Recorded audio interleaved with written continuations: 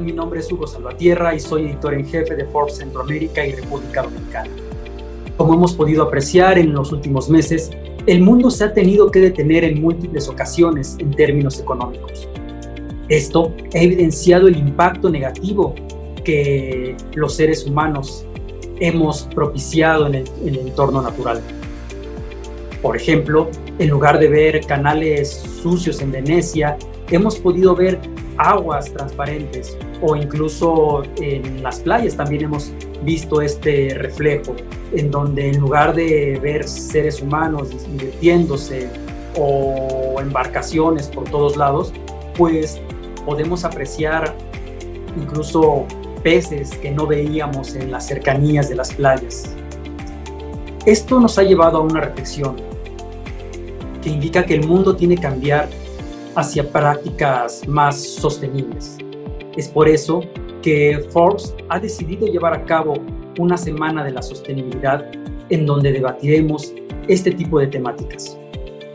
Esto tendrá lugar desde el día de hoy hasta el viernes y pues el día de hoy queremos comenzar con algunos temas que esperemos que sea de su agrado.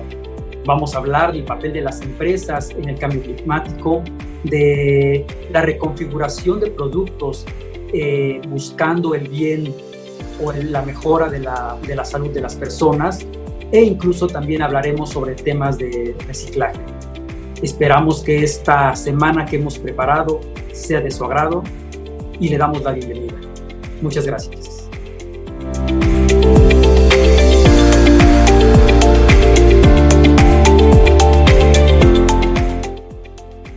Hola, soy Rodolfo Lassi, soy el director de Medio Ambiente de la OCDE, de la Organización para la Cooperación Económica y el Desarrollo. Esta es una organización que reúne a 37 países, algunos de ellos son de Latinoamérica, en particular hay uno de Centroamérica, Costa Rica, pero también México es miembro, así como Colombia, recientemente ha ingresado, y tenemos a Chile como participantes en esta organización.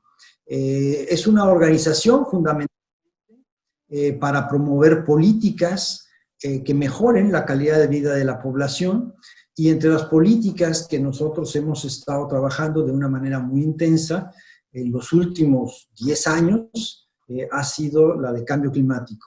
Entonces, en cambio climático, la OCDE ha propuesto distintas áreas de atención que son prioritarias en función de la emergencia que este fenómeno global implica, y hemos cumplido con una misión fundamental, que es darle seguimiento al financiamiento climático, porque existe desde hace 10 años, como les decía yo, un compromiso de los países desarrollados en movilizar 100,000 millones de dólares cada año a partir de este año, del año 2020, como un mecanismo para poder implementar el Acuerdo de París y alcanzar las metas que el Acuerdo de París tiene. Esta movilización es de los países desarrollados hacia los países en desarrollo, dando prioridad a aquellos países pues, que tienen pues condiciones críticas en materia de afectación, por ejemplo, como los centroamericanos o los caribeños, en donde los fenómenos hidrometeorológicos extremos están causando pues, severos problemas. Los huracanes son, sin duda alguna, los que es más fácilmente recordar, pero existen inundaciones por temporales, sequías, olas de calor, existen también otros fenómenos que también son comunes en la región, como los deslizamientos derivados de una mayor precipitación, así como de la intensidad de las lluvias en función de las modificaciones del clima. Todos estos eventos, de alguna manera, también nos han alertado y han incrementado la conciencia de la población, y la población misma está pidiendo que se invierta en la solución de fondo al problema del cambio climático. Y aquí hay algunas empresas que juegan un papel sumamente importante. Así que parte del seguimiento que nosotros hacemos al financiamiento climático se enfoca a aquellas empresas que de alguna manera pueden evitar que lleguemos a puntos de no retorno en la modificación del clima. Son las empresas que, en pocas palabras, están emitiendo más gases de efecto invernadero y son las que se dedican a energía o las que utilizan energía derivada de combustibles fósiles. Estas empresas son las petroleras, las gaseras, la industria del transporte, en lo general, ya sea transporte terrestre, porque producen automóviles o porque utilizan vehículos para movilizar bienes o personas, transporte aéreo, transporte en ferrocarril y transporte marítimo. Estos sectores, en el sector transporte, son no solamente grandes emisores, sino que están creciendo muy rápidamente. Hasta antes de la pandemia, por ejemplo, pues el sector de la aviación tenía una relevancia fundamental y de él dependía una gran cantidad de actividades como las turísticas, que son también en la región de Latinoamérica muy importantes para el desarrollo. Esta situación de la pandemia ha derivado de que algunas de las empresas fundamentales en nuestros países estén en una crisis económica y visualizar una transformación desde el punto de vista energético, pero también organizacional, para emitir menos gases de efecto invernadero se hace difícil. Otro sector que es un emisor importante de gases de efecto invernadero es el sector agrícola, el sector pecuario, todas las actividades primarias que generan emisiones de metano o óxido nitroso debido a la fertilización o al manejo de residuos o simplemente a las propias actividades derivadas del uso de combustibles para la labranza, la recolección, el procesamiento de alimentos. Son actividades que están dentro del conjunto de acciones que pueden ser modernizadas con tecnologías de bajo carbono y que a su vez sean resilientes para precisamente no tener estas afectaciones tan severas a la economía derivada de fenómenos hidrometeorológicos extremos. El crecimiento urbano, así como la industria de la construcción, así como las actividades turísticas que antes había mencionado, son actividades que pueden ser transformadas de manera gradual, progresiva, pero dando a veces, se utiliza el término de dar un salto de rana hacia el futuro, pueden rápidamente adoptar tecnologías que son limpias en términos generales, no solamente que no emiten gases de efecto invernadero o que emiten muy poco, sino que también no emiten demasiada contaminación, ya sea al aire, al agua o no generan residuos sólidos. Entonces, la idea es que en el sector privado se puedan incentivar, así como en el sector público, cuando se trata de empresas de carácter público, el uso de estas tecnologías que muchos de ustedes conocen, la tecnología solar, la eólica, para generar electricidad, pero también para utilizar la electricidad como medio de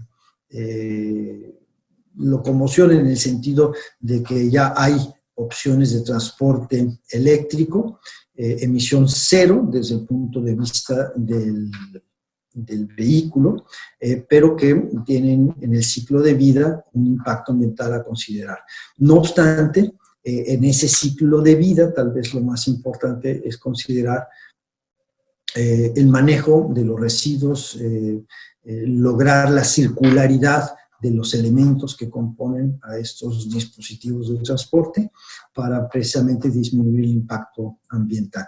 Pero veamos un poco cómo es que está fluyendo el dinero en cuanto a cambio climático se refiere y al Acuerdo de París específicamente. De estos 100 billones o 100,000 millones de dólares que se tienen que movilizar, nosotros hemos hasta el año 2018, porque la información fluye de la banca multilateral, de banca privada, de acuerdos bilaterales entre los países, y tenemos nosotros que contabilizado que al año 2018 se habían movilizado 78.9 mil millones de dólares. O sea que faltarían aproximadamente 20,000 más para el año 2020, que ya estamos viendo el año 2020, y es posible que eso haya sucedido. No obstante, pues este año ha sido un año muy difícil desde el punto de vista económico. La crisis tal vez modificó el flujo, la movilización de los recursos que estaban en una tendencia favorable para alcanzar esta meta del Acuerdo de París, y a lo mejor hay alguna variación. Puede ser una variación en positivo, ahorita voy a decir por qué, o puede ser una variación en negativo en función de que algunos países donantes modificaron sus políticas para darle prioridad a la recuperación económica de sus propios países. Pero bueno, de eso nos vamos a enterar dentro de muy poco tiempo, esperando que antes de la COP26 podamos tener una actualización de la información al respecto. Pero en términos generales, la región de Latinoamérica recibe 13.4 mil millones de estos 78.9 que se movilizaron. O sea, estamos hablando del 17%. El 17% del financiamiento climático va a la región, y en Centroamérica y el Caribe se han distribuido 300,000 millones de dólares. Básicamente se han distribuido para acciones de mitigación, en donde la inversión en energías renovables pues es dominante. No obstante, hay mucha inversión en otros sectores, que es, por ejemplo, el sector de distribución de agua, la construcción sustentable. Y estos sectores, de alguna manera, pues han podido modernizar sus actividades para precisamente generar menos gases de efecto invernadero. Sin embargo, hay una situación crítica que ha revertido pues la tendencia que se tenía favorable en materia climática, y algunas empresas de combustibles fósiles pues están recibiendo o están incrementándose los subsidios, y esto pues esto va en detrimento de las políticas climáticas que muchos de estos países han implementado. Entonces, una primera gran recomendación que tiene la OCDE hacia los países de la región es bajar los subsidios a los combustibles fósiles y aumentar, evidentemente, no solo las inversiones, sino también los subsidios de manera directa hacia los combustibles limpios o las fuentes de energía que sean renovables y que no generen ni contaminación ni gases de efecto invernadero. Por otro lado, lo que vemos es que en materia de adaptación, estos países de la región centroamericana y del Caribe, pero en términos generales en toda Latinoamérica, es importante invertir más en tecnologías que nos permitan ser resilientes a estos fenómenos hidrometeorológicos extremos. Hay nuevas tecnologías, pero tal vez la primera y más importante de ellas es la de las alertas tempranas, que de alguna manera pues, se instrumentan a través de los sistemas de protección civil. La inversión en pues, información meteorológica, en empresas que precisamente nos permitan restablecer la normalidad después de un huracán o después de una pandemia, es importante. Hay sectores que, por ejemplo, en cuestiones hidráulicas o en cuestiones eléctricas, inmediatamente restablecen el flujo de lo que podríamos denominar la electricidad, el agua y los servicios básicos hacia la población. Y esta es una actividad económica que puede incentivar también el trabajo temporal, trabajo inmediato, y está recibiendo apoyo también precisamente en los programas de recuperación verde y en los estímulos económicos que actualmente se están implementando debido a la pandemia. Entonces hay una cantidad que todavía es menor, menos del 30% en la movilización de recursos climáticos hacia actividades de adaptación, y hay una mucho menor actividad hacia lo que ahora estamos denominando como soluciones basadas en la naturaleza. Por ejemplo, en zonas turísticas es muy importante mantener los ecosistemas costeros con integralidad, o sea, los manglares, los humedales, las dunas costeras. Todos estos ecosistemas nos permiten proteger a la infraestructura urbana, turística, de los impactos de huracanes, o nos permiten regular precisamente los flujos de agua cuando se incrementan de manera exponencial, extraordinaria, las lluvias, y tenemos alteraciones que denominamos, bueno, anomalías de temperatura y de precipitación, que actualmente pues son cada vez más intensas y más recurrentes. Entonces, estas empresas dedicadas hacia la resiliencia están empezando en nuestros países. Es importante elaborar proyectos y lograr el financiamiento de ellas a través de estos mecanismos que estoy yo mencionando, pero que también pueden ser mecanismos de inversión directa en nuevas industrias, nuevas actividades económicas que generen empleo, riqueza y que tengan evidentemente una perspectiva de mucho más largo plazo que la de un evento hidrometeorológico extremo, como lo que estoy ahorita explicando.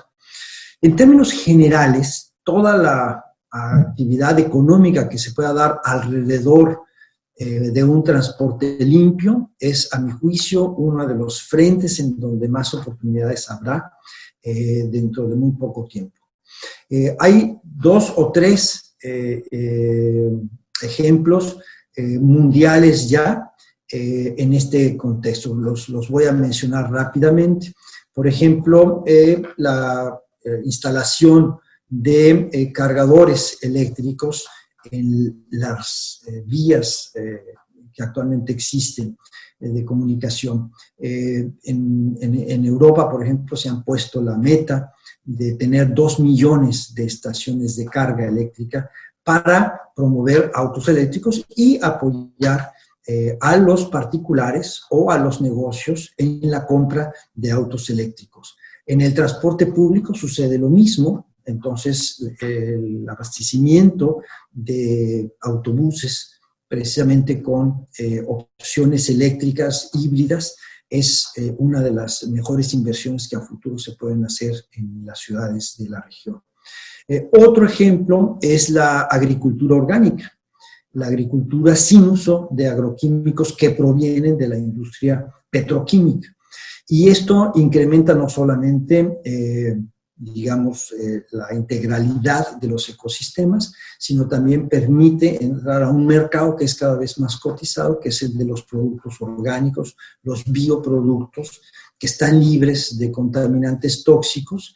Y hay una gran demanda a nivel internacional de este tipo de productos. Nos permite bajar el impacto ambiental, y estas inversiones son de largo plazo y van a estar incrementándose. Muchos de nuestros países ya lo hacen, ya están en la producción de productos, frutas, verduras que son orgánicas y alimentos que de alguna manera se van posicionando cada vez y más rápidamente en el mercado. Hacer una reconstrucción de nuestras economías que sea verde, que sea azul, protegiendo también los recursos marinos, la biodiversidad, y que de alguna manera nos permita avanzar en la agenda climática, o sea, cumpliendo nuestros acuerdos, nuestros compromisos en el Acuerdo de París, es importante. Para ello nosotros hemos hecho pues, un seguimiento de los recursos que se han distribuido hasta la actualidad en estos estímulos económicos y estimamos que actualmente se han movilizado dentro de los países de la OCDE 312,000 millones de dólares. Si agregamos el bloque europeo, que son otros 700, pues estamos hablando ya de 1 trillón de dólares en la terminología inglesa, y es más o menos lo que quisiéramos nosotros ver, que exista un financiamiento cada vez más abundante para precisamente hacer una transformación más profunda, más acelerada de los sectores productivos en la región. En términos generales, yo podría decir que estos son en grandes rasgos los elementos que tenemos como característicos de esta época y en vistas de la fase de implementación del Acuerdo de París. Dos temas que son relevantes este año es que nuestros países tienen que preparar, después de 5 años de haberse firmado el Acuerdo de París, nuevos compromisos nacionalmente determinados de reducción de gases de efecto invernadero y de adaptación también, y se espera que estos estén alineados con la meta de 1.5 grados centígrados. O sea, tenemos que ser más ambiciosos. Y esa ambición tiene que estar basada en la aplicación masiva de tecnología que ya está a nuestra disposición.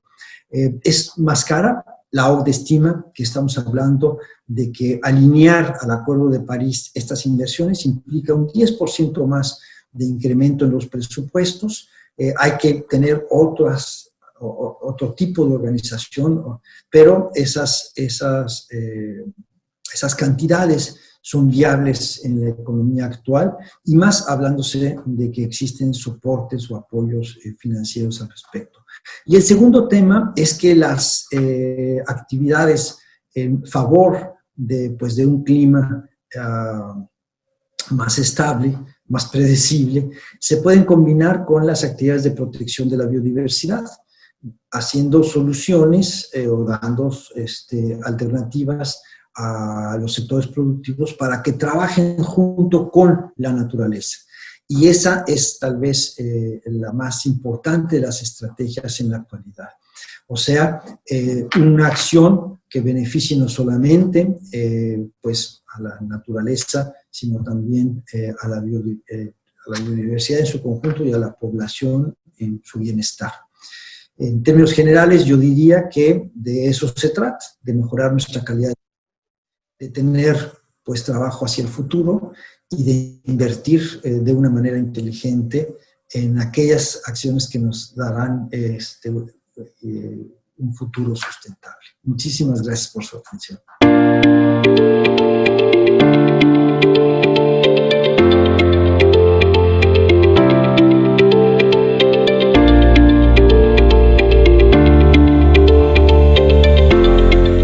Hola a todos, gracias por escucharme donde estén.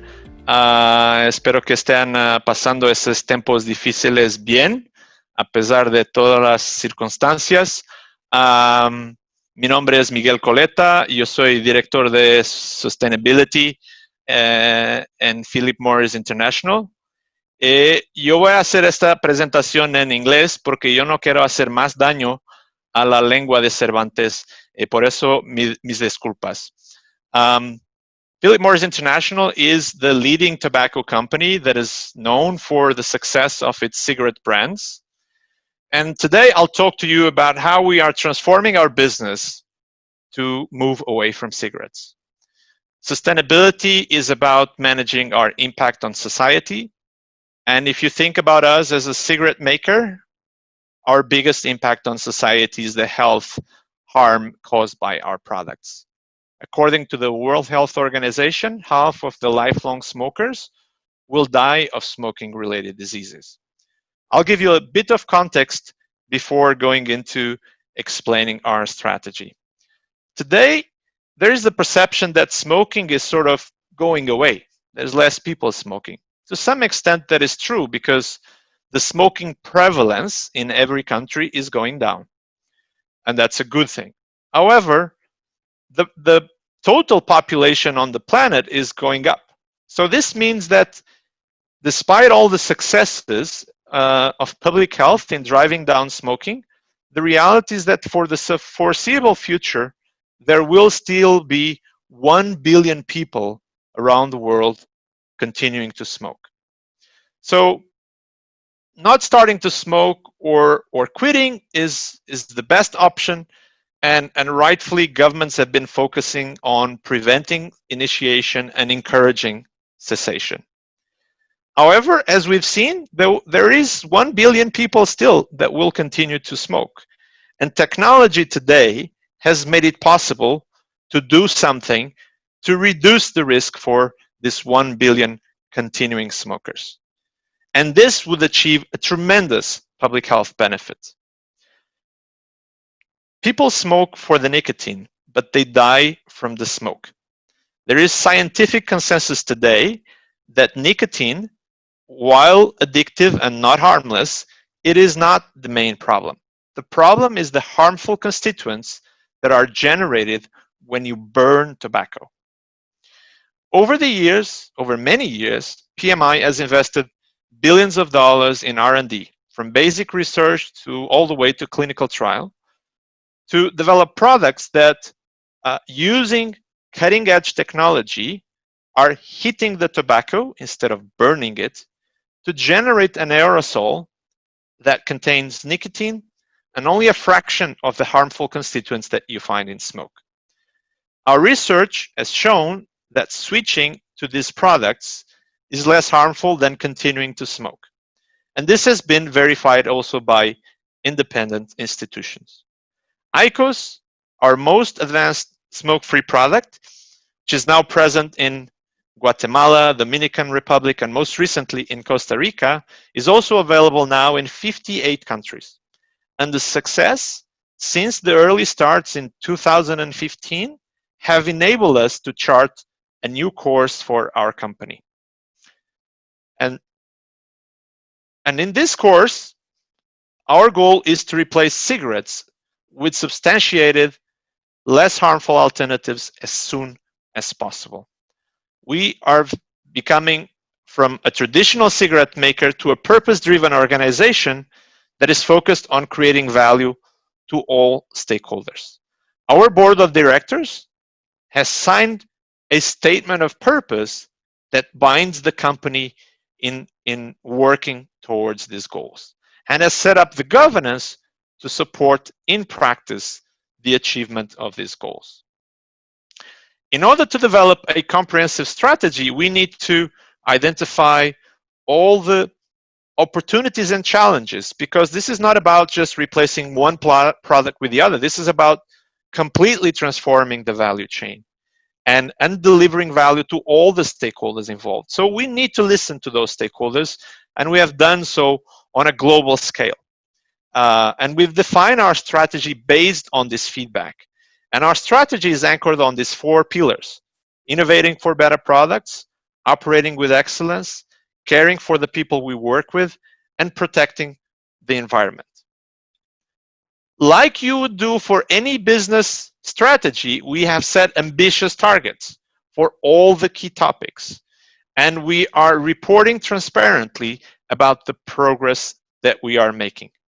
We understand that when we talk about replacing cigarettes with less harmful products, there is skepticism. There is skepticism in society about the science that we generate.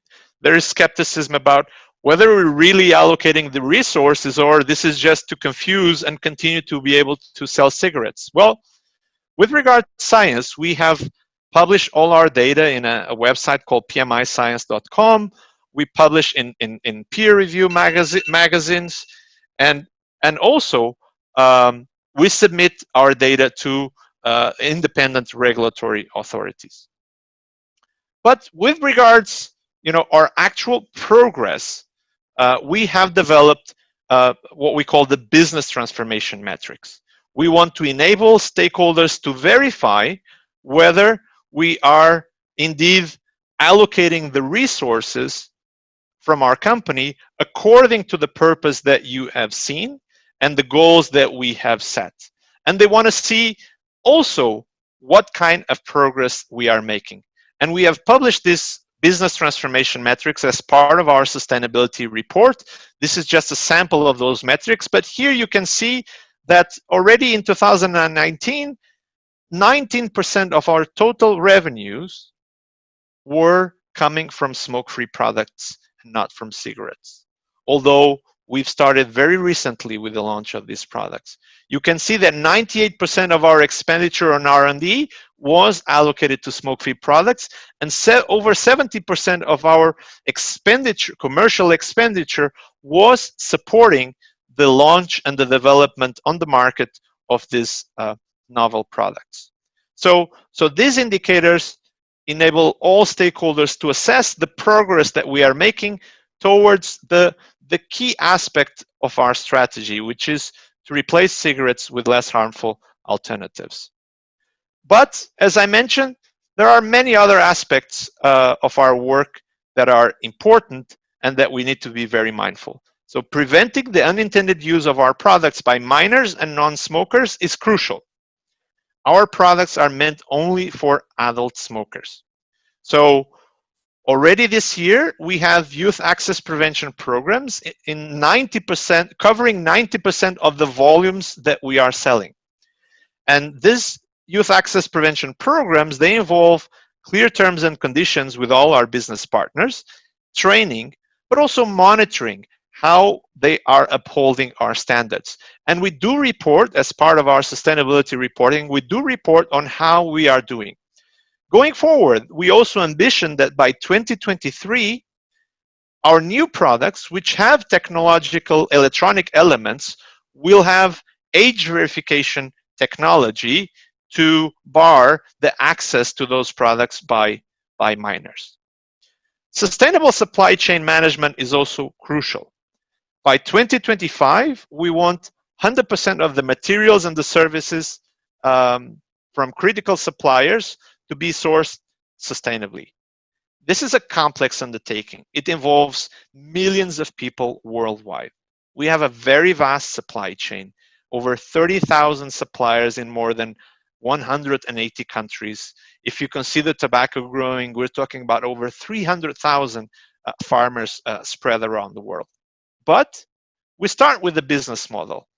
We prefer long-term relationships with suppliers that are adhering to our environment, social, and governance standards. Because those long-term relationships, they enable us to set the standards as part of our contractual relations and to monitor the performance of our suppliers. In recent years, we have been very focused in electronics. They are key in our transformation towards smoke-free products.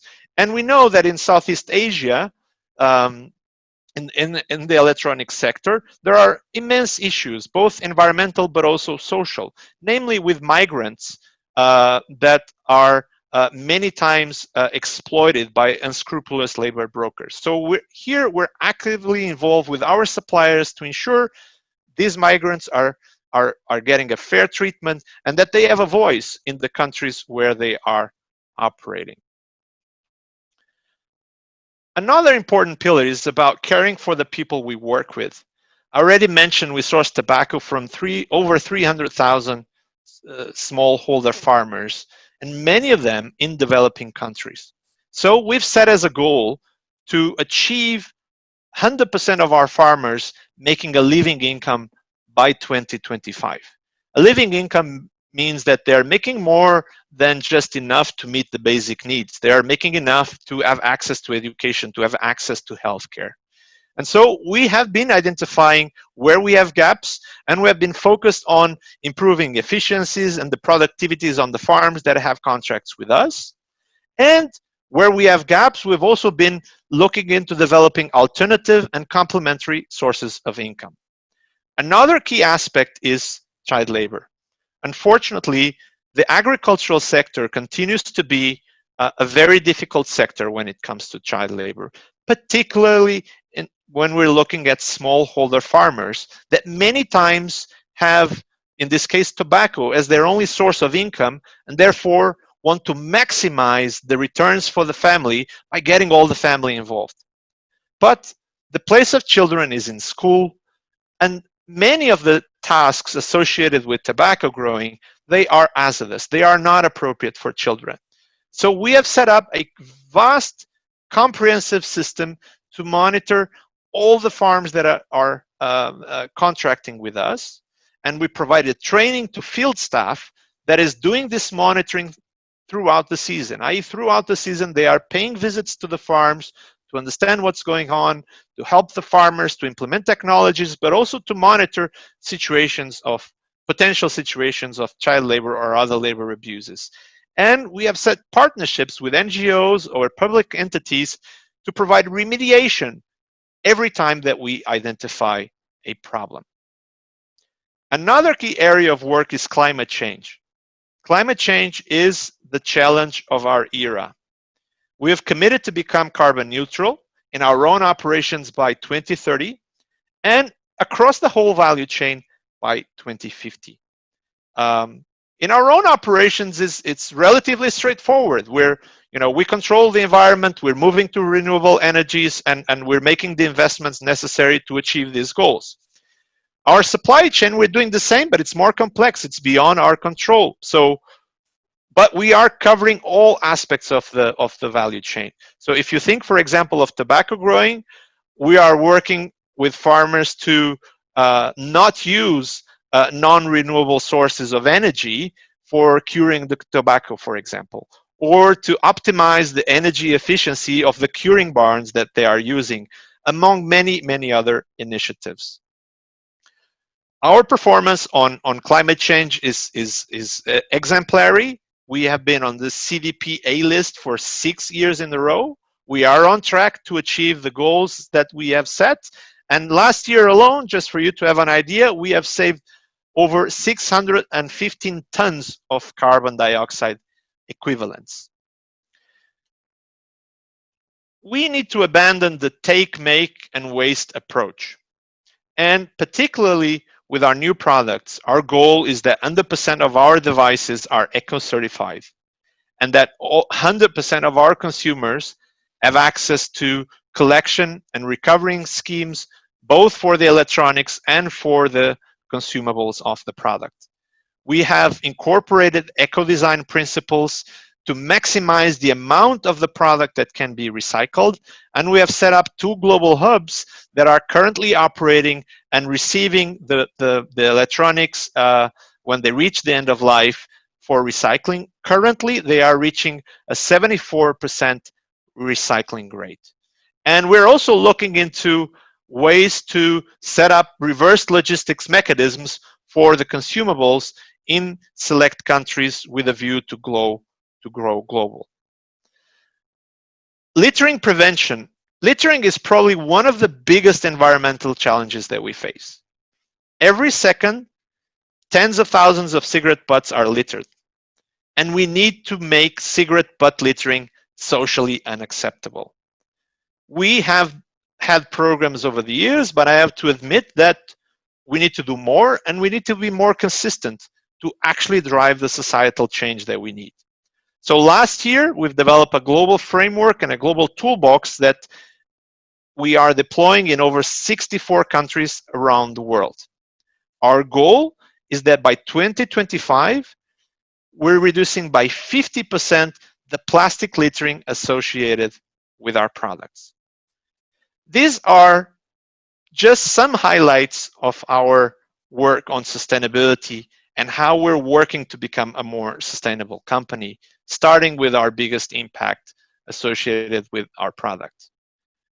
You will have in our integrated report that we released in June this year all the details about the journey that I've briefly described.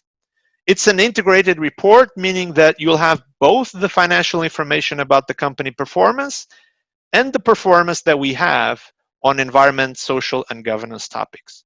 Investors and stakeholders want to see the whole picture. They're no longer looking at, the money that we're making. They're also looking how we're making that money and how we're incorporating the externalities into our our calculations.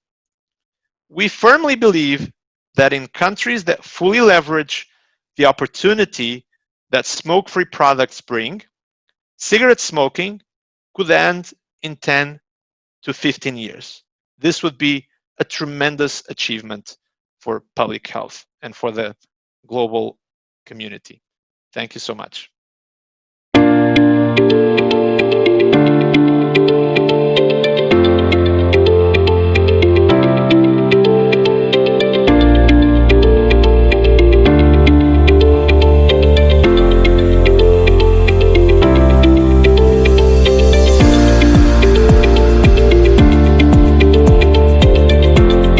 Hola a todos, agradezco mucho este espacio para poder hablar un poco más sobre los temas de reciclaje inclusivo como un mecanismo que nos lleva a construir modelos de economía circular en Latinoamérica con este enfoque en Centroamérica principalmente. Hoy desde Latitud R queremos traerles como una serie de información alrededor de este paso a paso, a conocer un poco más lo que es reciclaje inclusivo y cómo aterriza en este nuevo modelo de economía circular que ahora es tan famoso como una de las herramientas de economía que nos va a permitir sobrellevar, en este caso post-pandemia, empezar a cambiar nuestros comportamientos de consumo y también cómo vinculamos todo esto hacia algo tan importante como es la gestión de residuos. Hoy por hoy, una de las cosas a las que todos los gobiernos, principalmente hoy en Centroamérica, están tendiendo es este cambio de modelos de economía circular, pasar de lo lineal hacia lo circular, es decir, esta economía lineal en donde únicamente consumíamos y desechábamos es algo insostenible para el medio ambiente. Y por esa razón empieza a ser necesario cambiar este paradigma y empezar a pensar en la circularidad. Pero en la mitad de esta transición de lo lineal a lo circular, en algún momento llegamos a esta economía del reciclaje. Y en América Latina, en Centroamérica, importantísimo el tema de reciclaje inclusivo. Para nosotros, el reciclaje inclusivo quiere decir sistemas que priorizan el aprovechamiento o el reciclaje de los residuos, vinculando a esta actividad a los recicladores de base, a los recicladores que desde hace más de 40 años en la región vienen realizando esta actividad para subsistir, pero también generando una cadena de valor en la gestión de los residuos, en donde ya no se dispone únicamente un residuo y se entierra como generalmente venía haciéndose, sino que se le empieza a generar un valor agregado para que empiece a circular en una cadena de valor y en el mejor de los casos se vuelva a convertir en una materia prima para de una botella, sacar una botella, de un empaque de papel, de cartón, sacar nuevamente un empaque de papel o cartón y en el caso no tan favorable que es este de botella a botella que lo llamamos dentro del reciclaje, generar una materia que pueda terminar siendo otro producto para nuestro beneficio. Es parte de la actividad de reciclaje, pero de todas maneras le generamos un valor y estos residuos no terminan en el relleno sanitario. Nosotros desde nuestro proyecto o desde nuestra plataforma de Latitud R hemos priorizado un trabajo en los últimos años en 4 países de Centroamérica principalmente. No quiere decir que en el resto de países no tengamos acciones, sino más bien ha sido necesario priorizar entendiendo primero las necesidades, la complejidad del contexto, acercamientos en temas de política pública con los gobiernos locales y nacionales y las industrias y los actores que están interesados en participar en este tema de reciclaje.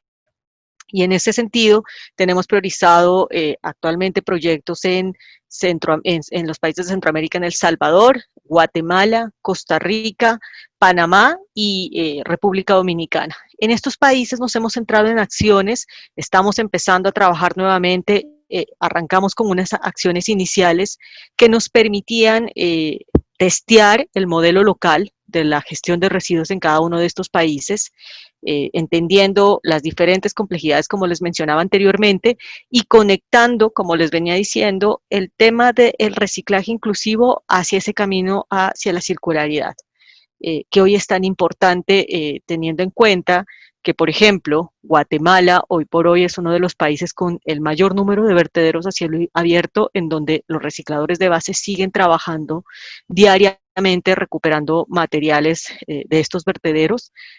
Tenemos conocimiento de que estos vertederos están buscando ser cerrados, pero la idea no es que el cierre y la transición de estos vertederos únicamente sea el cierre de actividades y la expulsión de los recicladores, sino más bien ayudar a construir un modelo en donde los recicladores puedan ser vinculados a la gestión de residuos municipales. En El Salvador, digamos que tenemos recicladores que están empezando a trabajar armonizadamente, están empezando a organizarse, ya hay un primer ejercicio de un movimiento nacional de recicladores que estamos empezando a construir de la mano de muchas empresas y de la mano del proyecto que les mencionaba anteriormente, en donde buscamos ahora vincular a la nueva ley de residuos de El Salvador cada una de estas acciones. Pero es necesario no solo fortalecer la oferta de materiales que pueden generar a través de los recicladores de base, como los mencionaba, sino también fortalecer a quienes demandan los materiales, que en este caso son las industrias transformadoras. Y en ese sentido estamos conectando esta articulación de proyectos en donde, por un lado, fortalecemos la oferta a través de mejorar las capacidades de recicladores de base, mejorar las condiciones de la política pública, acompañar a campañas que permitan la sensibilización en la población para la separación en la fuente, y por otro lado, el acompañamiento en temas de aceleración de negocios, temas de innovación, temas de articulación de herramientas tecnológicas que permitan que la industria pueda capturar este material, transformarlo y aplicarlo en otros productos que sean de valor para la población. En el caso, como les mencionaba anteriormente, de El Salvador, estamos viendo cómo transformamos los plásticos de bajo valor, que son estos plásticos flex, lo de las papitas, los de los envueltos, los transformamos en materia prima para generar madera plástica, para poder generar temas de infraestructura para vivienda, temas de infraestructura para centros comerciales, para industria, etcétera. Esto tiene una finalidad, una aplicación inmensa que permitiría, por un lado, aliviar el tema de necesidad de recursos naturales como son los árboles, y poder hacer uso de esta materia prima, de estos residuos de bajo valor que nosotros los conocemos así en el mundo de reciclaje, que hoy no están circulando en el medio. En Guatemala, creo que una de las principales acciones para transitar hacia un modelo de economía circular, como les mencionaba anteriormente, es acompañar ese cierre de vertederos en donde los recicladores de base hoy por hoy trabajan en condiciones bastante negativas, exponiendo su salud, exponiendo su seguridad, y es necesario acompañar este ejercicio que el gobierno nacional viene haciendo, tratando de cerrar estos vertederos ilegales en muchos de los casos, porque no todos son vertederos construidos de manera legal, y transitar a cómo generamos un modelo un poco más alternativo en donde los recicladores hagan parte de la solución de la gestión de los residuos, porque es necesario seguir reciclando, es necesario seguir recuperando, obviamente garantizando condiciones para los recicladores de base, y ahí nos hemos venido articulando con varias acciones, estamos buscando la articulación con el gobierno local, pero creo que aquí lo más importante es tener este componente social muy claro. Son recicladores que trabajan 8, 10, 12 horas en un vertedero, en donde generalmente se consume en donde generalmente se queman los residuos que no tienen un valor y luego posteriormente no se comercializan. Entonces, ustedes imaginan la escena de trabajo que tienen estos recicladores de base. Sin embargo, es un país que tiene una tendencia por la cercanía con Honduras, que recicla mucho plástico, a capturar materiales principalmente como el papel, el cartón, el plástico, y todo lo que tiene que ver con metales. Entonces, ahí seguimos trabajando en esta articulación. Por otro lado, en Panamá hemos venido trabajando de la mano de la Red Latinoamericana de Recicladores, que es un movimiento mundial de recicladores.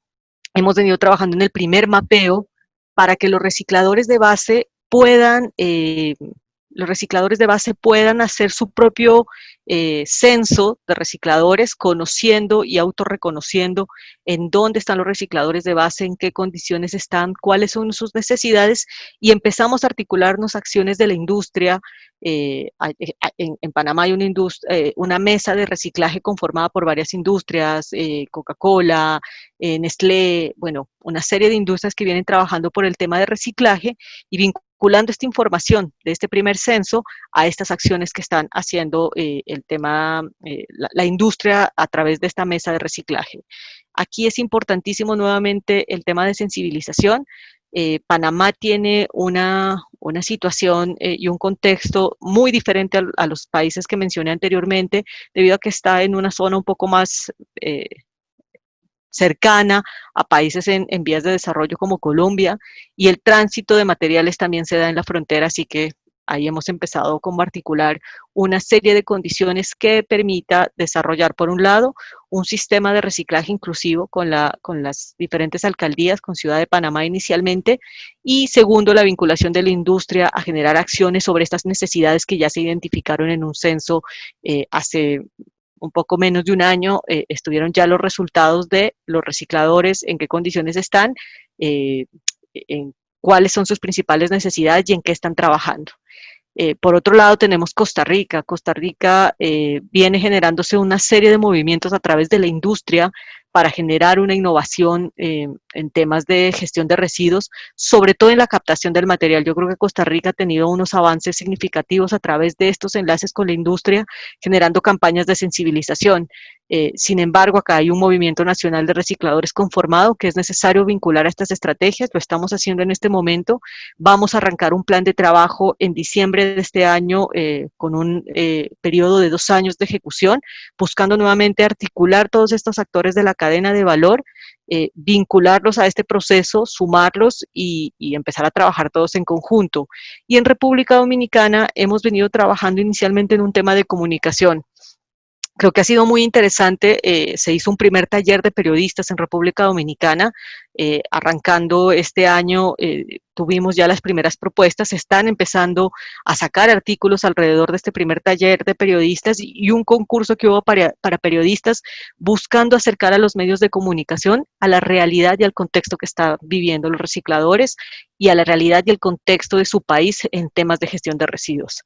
Creo que estos han sido de los aciertos más importantes que hay que tener en cuenta al momento de empezar a trabajar en un país con todas las dificultades que mencionamos anteriormente de Centroamérica, y es, por un lado, trabajar el tema de comunicaciones, buscando que los medios, pero también quienes son parte de la cadena, entiendan mejor su contexto y entiendan cómo está funcionando su gestión, buscar articulación con política pública, pretendiendo de alguna manera que a través de esta articulación con la política podamos incidir un poco en la política que se genere en los países, intentando que se prioricen 2 cosas principalmente. La primera, que se priorice la actividad de aprovechamiento sobre la disposición final, y la segunda, que se reconozca la labor de los recicladores en estas actividades de gestión de residuos. Y finalmente, un tercer punto, que es el trabajo con organizaciones de recicladores para fortalecer sus capacidades, en donde ellos puedan generar una mayor oferta de materiales para la industria. Esto es importantísimo, arrancando este trabajo, debido a que esto nos permite generar unas condiciones previas para luego sí conectarlo, como les mencionaba, en el trabajo que estamos haciendo en El Salvador, conectándolo con la industria transformadora. Hoy por hoy les puedo contar varias cosas. Nosotros estamos terminando un estudio de envases y empaques que nos va a permitir tener una realidad un poco más clara sobre ese eslabón que sostiene lo que es un producto. Cuando un mercado saca un producto al aire, lo saca con un sello del 100% de reciclable. Quiere decir que ese producto se puede reciclar en su totalidad, todos sus componentes son reciclables, pero hay una brecha que a veces no permite que ese 100% reciclable llegue a un 100% reciclado. Eso quiere decir que finalmente el producto, a pesar de tener unos componentes que son reciclables en su totalidad, a través de la cadena de valor y la gestión de residuos, llegue a ser reciclado efectivamente. Este estudio se realizó en Brasil, Colombia, El Salvador y México, tratando de tener un contraste entre todos estos países con sus diferentes contextos, como les mencionaba anteriormente, y que nos da unos visos de cuáles son estas brechas, cómo tenemos que trabajar estas brechas, entendiendo que la cadena de valor de reciclaje en el mundo contiene una serie de materiales, ¿sí? Papel, cartón, plástico, vidrio, etcétera. Sin embargo, hoy por hoy, uno de los indicadores más fuertes en reciclabilidad, más fuertes en política pública, está encaminada a disminuir el tema de la gestión inadecuada de los plásticos. Entonces, este documento que les menciono recopila básicamente este estudio sobre envases y empaques principalmente, y haciendo un énfasis mayor en el tema de plásticos, tratando de encontrar estas soluciones a estas brechas que les menciono. Finalmente, yo quiero llamar a todos los que nos están escuchando el día de hoy a activar sus oídos, sus sentidos y su trabajo a dos cosas fundamentales. Primero, a identificar su contexto. Como les mencionaba ahora, teníamos unos pocos minutos para contarles poco a poco las diferencias que existen en países tan cercanos como los centroamericanos. Sin embargo, es importante que cada uno identifique su contexto, que cada uno identifique en su lugar de trabajo, en su lugar de vivienda. Siempre van a encontrar un reciclador que esté haciendo esta actividad. Es muy común que lo tengamos, identifiquemos y tratemos de apoyar esta labor.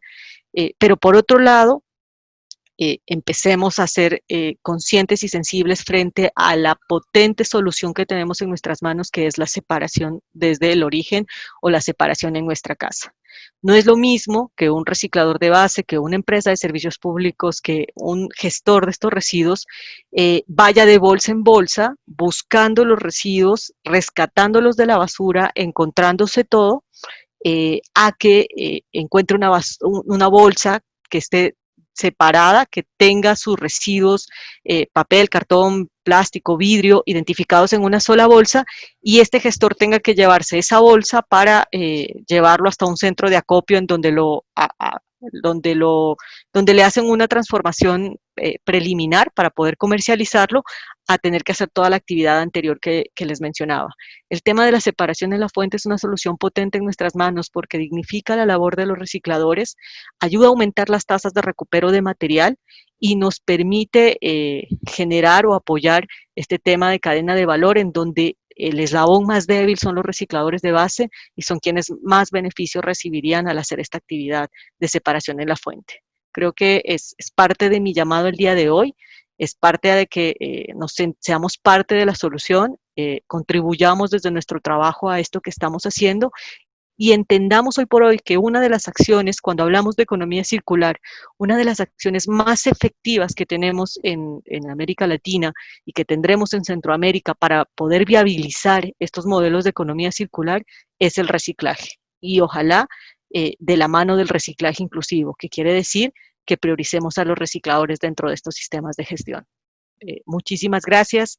Estamos súper dispuestos a cualquier información adicional. En los próximos días estaremos poniendo en nuestras redes sociales los resultados de este informe que les menciono, y ahí tenemos todo un centro de conocimiento abierto para que ustedes puedan tener mayor información sobre reciclaje inclusivo y sobre estos modelos que estamos caminando de economía circular. Muchísimas gracias.